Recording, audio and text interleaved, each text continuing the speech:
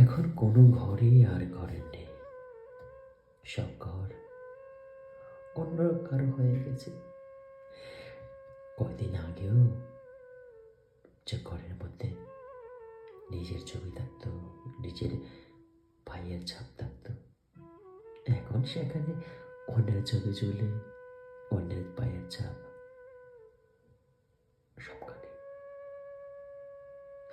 ঘরের ভিতর যে মাটিটা আছে, সে মাটিটাও এখন আর করেন না। পাড়া প্রতিবেশীর ইচ্ছে হলো তারা এসে বলবে, মাটিটা ভালো নয়, বদল করে দেন। যদি আপনি বদল করতে না চান, তাহলে ওই তো সবাই মিলে মিশে এসে হয় ঘরটা ভেঙে দিবে, না হয় টেনে ইছড়ে ঘরের সব করে জিনিস নিয়ে যাবে রাস্তায়।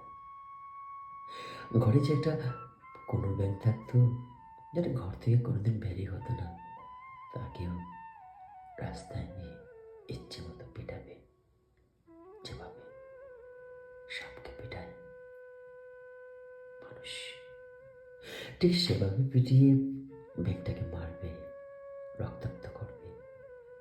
বিজয় উল্লাসে ফেটে পড়বে চারদিকের জনতা, হই হুল্লোড় করে পড়বে, এ তাদের বিজয়, এ তাদের স্বাধীনতা, এ তাদের অধিকার।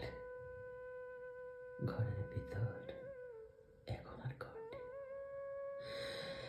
কোনো দেয়াল নেই চারপাশে। ঘরের যে জিনিসপত্রগুলো থাকে, যেখানে রান্না করা হয়, শোয়া হয়, রোজ একবেলা মুখ দেখা হয়, সেই কোনো জিনিসগুলো এখন আর ঘরের নয়।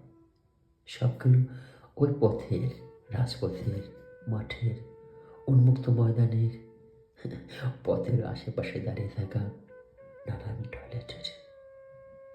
যারা চারদিক দখল করতে চায় তাদের বিষাক্ত দুর্গন্ধের ঘর এখন নালার, ঘর এখন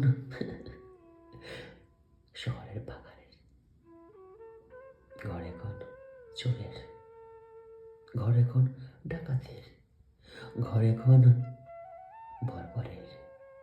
যারা শহরটাকে, গ্রামটাকে